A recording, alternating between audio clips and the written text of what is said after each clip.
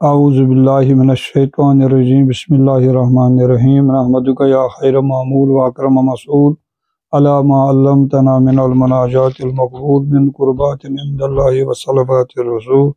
فصلی علیہ مختلف الدبور والقبول وانشابت الفروع من الاصول ثم نسألک بما سنقول ومن السؤال ومنک القبول۔ برادران اسلام، گزشتہ درس میں ہم نے وہ قصہ بیان کیا تھا کہ کس طریقے سے ایک یہودی وزیر کے مشورے سے ایک ظالم یہودی بادشاہ نے عیسائیوں کے درمیان تفرقہ پیدا کیا اور یعنی ڈیوائیڈ اینڈ رول کے تحت اس قوم کا ستیہ ناش کیا۔ دنیا کے اندر جو چند بڑی قومیں ہیں ان میں سے ایک یہودی قوم ہے اور ایک عیسائیوں کی قوم ہے اور ایک مسلمانوں کی قوم ہے۔ یہ دنیا کی تین بڑی عظیم قومیں ہیں جن کی اپنی ایک تاریخ ہے، ایک ہسٹری ہے، الگ الگ ایک تاریخ ہے۔ لیکن ہوا یہ ہے کہ چوں غرض آمد ہنر پوشیدہ شد، جب کسی انسان میں یا کسی قوم کے اندر یعنی غرض گوئی آتی ہے اور وہ اغراض کے بندے بنتے ہیں تو پھر وہ اپنے اغراض کے تحت ایسے کارنامے انجام دیتے ہیں جن کے ذریعے سے انسانیت کو بہت بڑا دبا اور بہت بڑا نقصان پہنچ جاتا ہے۔ یہی حال جب اس وقت ہوا جب یہودی بادشاہ اور وزیر کے باہمی مشاورت سے انہوں نے یعنی مختلف خلیفے مقرر کر کے عیسائیوں کو آپس میں لڑایا اور اس طریقے سے یہودی قوم عیسائیوں پر غالب آ گئی۔ اس کے بعد مولانا نے مثنوی شریف میں یعنی اور ایک قصہ، جس وقت ہم قرآن کریم کا مطالعہ کرتے ہیں، قرآن کریم پڑھتے ہیں، قرآن کریم میں بھی سورہ بقرہ میں یہودیوں کے یا بنی اسرائیل کر کے قصے آئے ہیں اور وہاں پر ان کی وہ مکاریاں جو انہوں نے اللہ تعالیٰ اس صورت میں ان سے فَلِمَ تَقُولُونَ مَا لَا تَفْعَلُونَ، اے یہودیو تم وہ باتیں کیوں کہتے ہو جو تم کرتے نہیں ہو۔ یعنی اللہ تعالیٰ کے اس فرمانے کا مطلب ہی یہ ہے کہ ان کے قول اور فعل میں تضاد تھا۔ بظاہر تو وہ کچھ کہتے تھے لیکن ان کے کرتوت جو ہیں وہ تاریخ کے ہر دور میں بالکل سیاہ رہے ہیں۔ اس وقت بھی ہم دیکھتے ہیں کہ انسانیت کتنا کراہتی ہے اور یعنی مسلمانوں کو یعنی تنگ کرنے کے سلسلے میں یہودی قوم کیسی چالیں لڑ رہی ہیں۔ اس لیے یہودیوں کی ان چالوں سے باخبر رہنے کے لیے اور ان کے کرتوتوں کو ظاہر کرنے کے لیے مولانا رحمۃ اللہ تعالیٰ علیہ نے مثنوی شریف میں کئی قصے بیان فرمائے ہیں۔ یہاں پر ایک اور قصہ بیان فرمایا ہے کہ جب یہودیوں نے وہ پہلی چال چلائی جس کے ذریعے سے انہوں نے عیسائیوں کو آپس میں لڑایا، اس کے بعد انہوں نے یہ کام کیا کہ ایک جگہ آگ جلائی اور اسی کے پاس ایک دوسرا یہودی بادشاہ تھا، اس کے پاس ایک بت رکھا اور وہ بت کے سامنے سجدہ ریز ہونے کے لیے ان عیسائیوں کو کہتا تھا جو اس وقت کے مسلمان تھے۔ لیکن ہوا یہ کہ جو سجدہ کرتا تھا اس کو تو وہ چھوڑتا تھا، جو سجدہ نہیں کرتا تھا اس کو تو وہ آگ میں۔ اسی طریقے سے اس نے یہ کام کیا کہ ایک عورت کو اور اس کے بچے کو لایا اس بادشاہ نے اور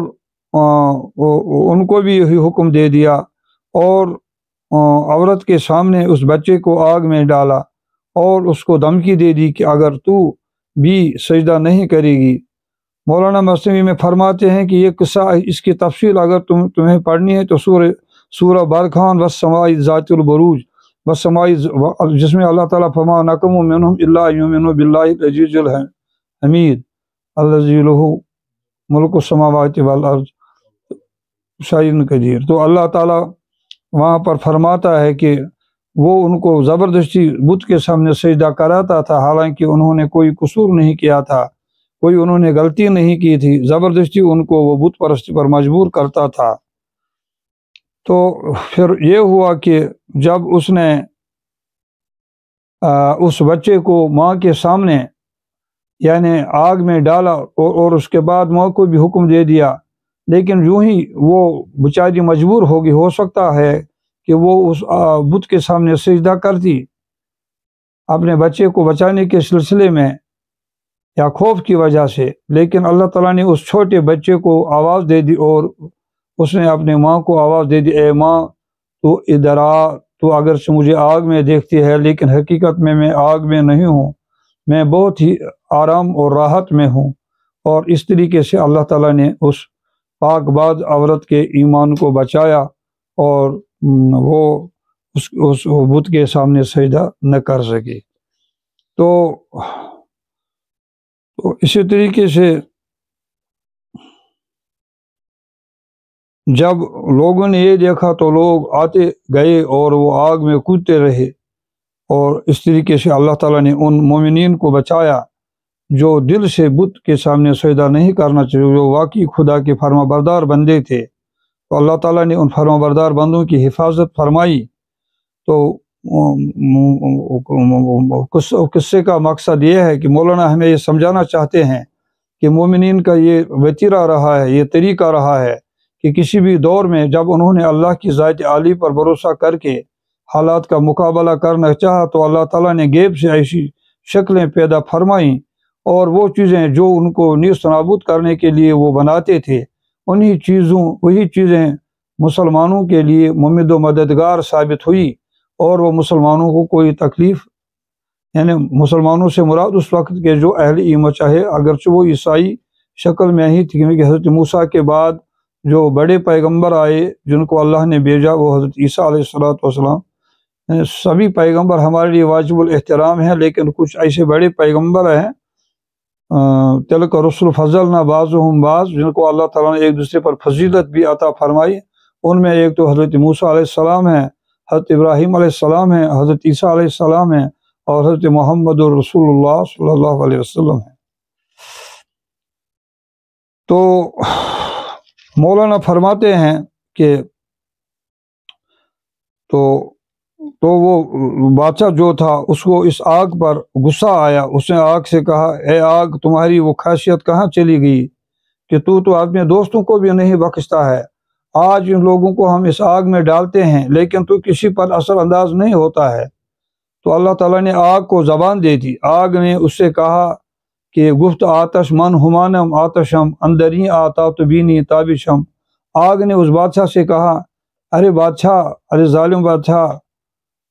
میں وہی آگ ہوں جو ہوتی ہے اور میری وہی خصلت ہے، اگر تجھے اس پر یقین اندری آتا تو بینی، تا تو میرے اندر آ، تو خود بھی اس آگ میں پاؤں ڈال، تا تو بینی تابشم، تاکہ تو میری تپش کو اور میری گرمی کو اور میری حرارت کو محسوس کر سکے کہ مجھ میں اس وقت بھی جلانے کی طاقت اللہ نے رکھی ہے، لیکن جلانے کے ساتھ ساتھ میں ایک حکم کی بھی پابند ہوں، جس کے متعلق مجھے حکم ہوتا ہے میں اسی کو جلاتی ہوں، اور جس کے متعلق مجھے حکم نہیں ہوتا ہے میں اس کو نہیں جلاتی ہوں۔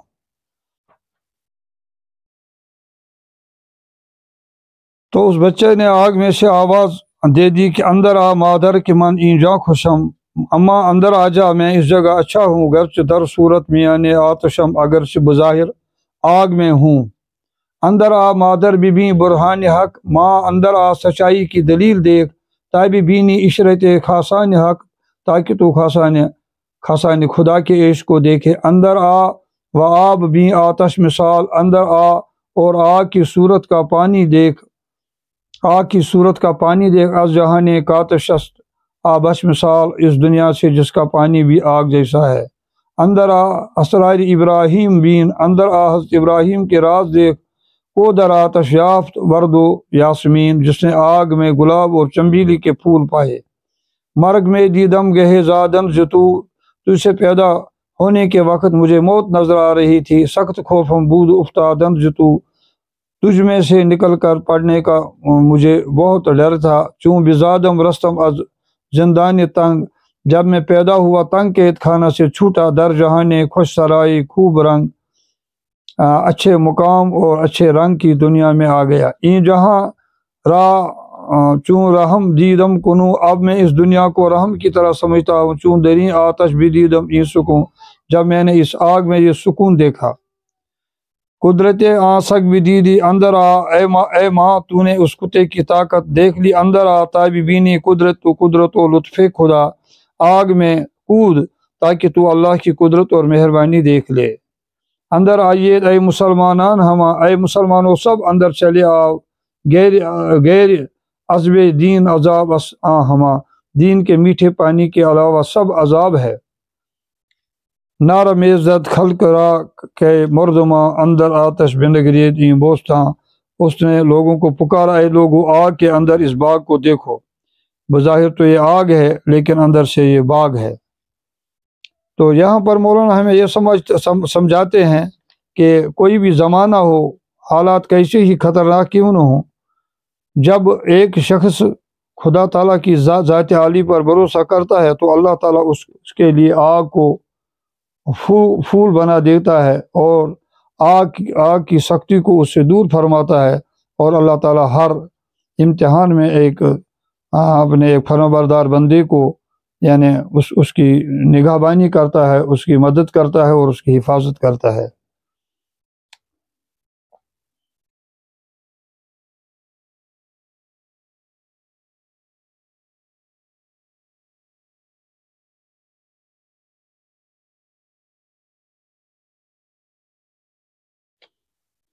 تو اس بادشاہ نے غصے میں آ کر آگ کی طرف مخاطب ہو کر کہا، ہرگز اے آتش تو صابر نیستی، چون سوجی چیست قادر نہیں، اے آگ تو صبر کرنے والی ہرگز نہیں ہے، کیوں نہیں جلاتی ہے، کیا ہے جو تو قادر نہیں ہے۔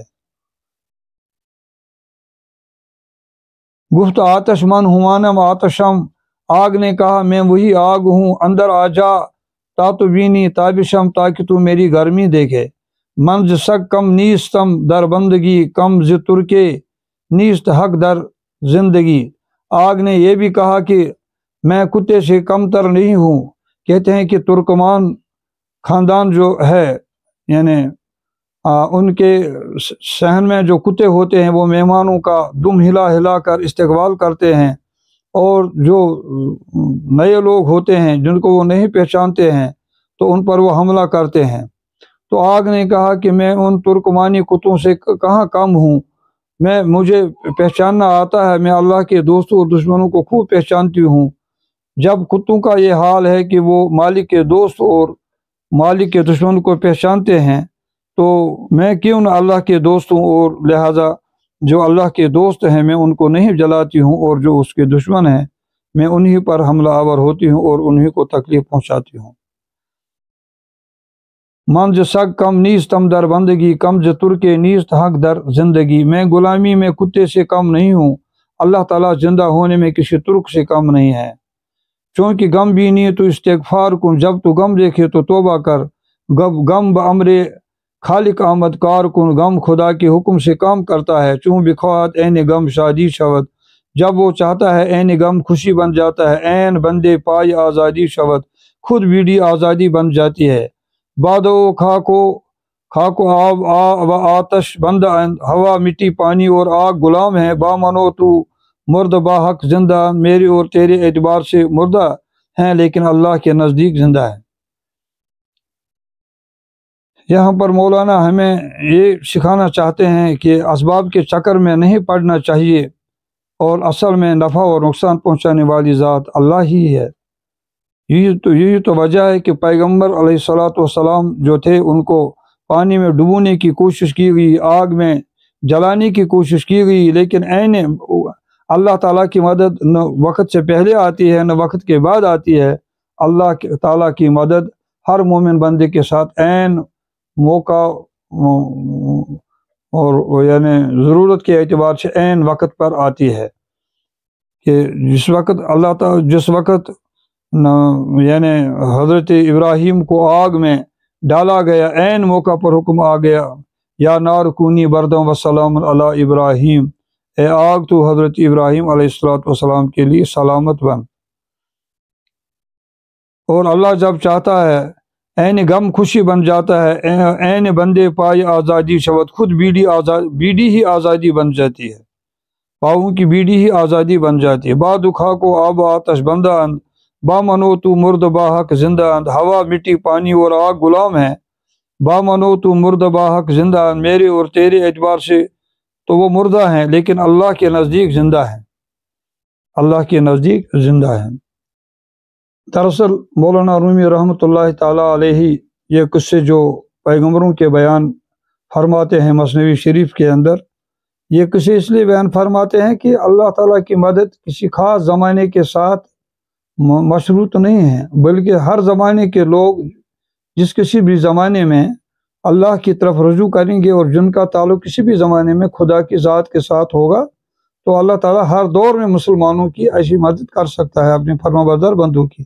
चनाचे इसी के झेल में मौलाना ने एक और किस्सा यहाँ पर लिखा है, हूद गिरदे मोमिना खते कशीद। हज़रत हूद अला नबी ना अलैहिस्सलातु वस्सलाम जो एक पैगंबर थे, तो उस वक़्त जिन लोगों ने हज़रत हूद पैगंबर की दावत को कबूल किया, तो उसने वो उस वक़्त का वो पैगंबर जो था, वो लोगों को इस बात की दावत देता था कि अगर तुम लोग खुदा की बंदगी के दायरे के अंदर नहीं आओगे तो एक तेज़ हवा चलेगी जो तुम्हारा खात्मा कर देगी। अल्लाह ने उनको इस बात का इल्म दिया था। तो जिन लोगों ने उन पर ईमान लाया, तो जिस वक़्त वो अजाब पहुँचा तो हूद गिरदे मोमिना खते कशीद, तो हज़रत हूद अलैहिस्सलातु वस्सलाम ने मोमिनीन के इर्द गिर्द एक लकीर लगाई। नरम में शुद्बाद कांजा में रशीद, वो तेज़ हवा जब वहाँ तक पहुँचती तो वहाँ पर वो बहुत नरम पड़ जाती थी और उन मोमिनीन को कोई ख़तरा नहीं पहुँचा। हर की बीरून बूद जा खत जुमलरा, जो उस खत के बाहर था सबको पारा पारा में शिकस्त अंदर हवा, हवा अंदर से टुकड़े टुकड़े कर रही थी। हम चिनी शेबान राई में कशीद। अब आगे चलकर मौलाना बहुत आगे चलते हैं कि शेबान का यानी एक किस्सा बयान, एक वली खुदा का नाम था जो राई था, चरवाहा था। तो उसका ये तरीका था कि वो बकरियां वगैरह चराता था और जिस वक्त वो नमाज के लिए मस्जिद में आता था, हम चिनी शेबान राई में कशीद गिरद बर गर दर महे खत्ते पदीद, रेवट के चारों तरफ नुमाया खत लगाता था, खींचता था। जुमला चूँ बजुमा में वक्त नमाज, जब नमाज के वक्त जुमा को जाते, ता नियारत गर्ग आ जा तुर्कता, ताकि उस जगह बेड़िया गारत गरी न करे। हेच गर्गे दर न रखते अंदर आ, उसमें कोई बेड़िया न घुसता। गोस पंदे हम न गश्ते जा निशान, कोई बकरी भी उस अलामत से बाहर न निकलती। यानी उसका जो रेवट था उसमें से कोई बकरी उस लकीर से बाहर नहीं निकलती थी। और बाहर से जो यानी जानवर आते थे, यानी भेड़िए वगैरह, वो उस लकीर के अंदर दाखिल नहीं होते थे। इस तरीके से बाहर का अंदर दाखिल नहीं हो सकता था और अंदर वाला बाहर नहीं निकल सकता था। अल्लाह ताला ने उसकी यानी उस लकीर खींचने के अंदर, उस लकीर के अंदर ऐसी तासीर रखी थी। वह इसमें मौलाना हमें यह समझाने की कोशिश करते हैं कि अल्लाह की मदद जो है वो सिर्फ ख़ास पैगम्बरों के साथ ही मखसूस नहीं है, बल्कि किसी भी ज़माने में जब खुदा का कोई भी बंदा पैगम्बरों की तालीम के मुताबिक ज़िंदगी गुजारता है खुदा और उसका मुकम्मल भरोसा होता है, अल्लाह ताला किसी भी ज़माने में, किसी भी हालत में और किसी भी हाल में उसकी मदद कर सकता है। तो हेच गरगे दर न रफ्ते अंदर, उसमें कोई भेड़िया न घुसता। गोस पंदे हम न गश्ते जाए निशान, कोई बकरी भी उस अलामत से बाहर न निकलती। तो यहाँ पर भी दरअसल तवक्कल अल्लाह, अल्लाह ताला के साथ अपने ताल्लुकात को मजबूत रखने की मौलाना हमें तालीम देते हैं कि जो लोग खुदा का काम दिल के खुलूस के साथ करते हैं, अल्लाह ताला हर हाल में उनकी हिफाजत फरमाता है, दुनिया में भी और आखिरत में भी अल्लाह ताला उनका मददगार होता है।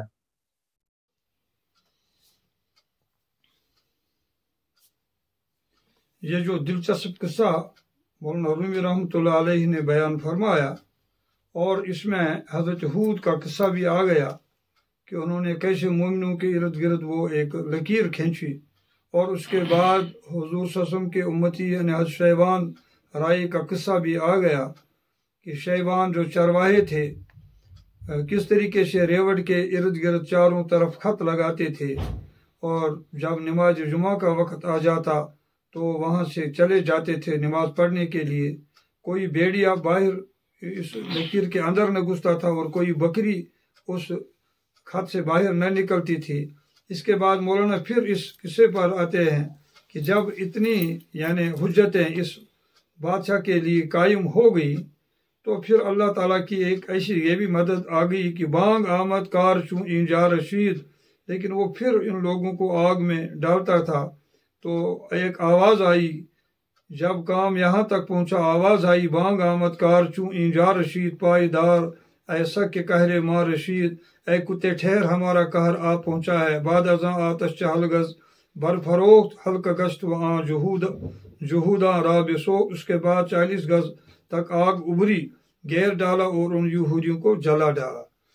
تو دراصل مولانا یہاں پر یہ بات ثابت کرنا چاہتے ہیں، جیسا کہ قرآن کریم میں بھی اللہ تعالیٰ بار بار یہ فرماتا ہے کہ جب دعوت دین چلاتے چلاتے حجت پوری ہو جاتی ہے، اور جب بندوں پر حجت پوری ہو جاتی ہے تو پھر اللہ تعالیٰ کی طرف سے ایک ایسی غیبی مدد آتی ہے، اور اللہ تعالیٰ ان لوگوں کو دنیا کے اندر نقد اپنے قہر میں مبتلا کر دیتا ہے، اور اللہ تعالیٰ اس طریقے سے حق کو غلبہ عطا فرماتا ہے، اور جو لوگ حق کی مخالفت پر کمر بستہ ہوتے ہیں اللہ تعالیٰ دیکھتے دیکھتے ان کو اس دنیا سے نیست نابود فرما دیتا ہے۔ یہی جذبہ مسلمانوں کو ہمیشہ اپنے اندر زندہ رکھنا چاہیے کہ اللہ تعالیٰ کی مدد جو اللہ تعالیٰ کے یہاں دیر ہے اندھیر نہیں ہے۔ اللہ کی مدد پہنچنے میں کبھی تھوڑی بہت دیر لگ ہی جاتی ہے، لیکن اندھیر نہیں ہے۔ اللہ تعالیٰ دنیا کے اندر بھی اپنے فرما بردار بندوں کو سرخرو فرماتا ہے، اور آخرت کے اندر بھی بہرحال حتمی کامیابی جو ہے۔ تو اللہ تعالیٰ فرما ان بطش ربک لشدید، جب حجت پوری ہوتی ہے اور لوگ مانتے نہیں ہیں، ظالم لوگ مانتے نہیں ہیں، تو پھر اللہ کی پکڑ جو ہوتی ہے وہ زبردست ہوتی ہے۔ انہ هو یبدئ ویعید وهو الغفور الودود ذو العرش المجید فعال لما یرید هل اتاک حدیث الجنود فرعون وثمود بل الذین کفروا فی تکذیب واللہ من ورائہ۔ اللہ تعالیٰ کافروں کو ہر طرف گھیرے ہوئے ہے، لہذا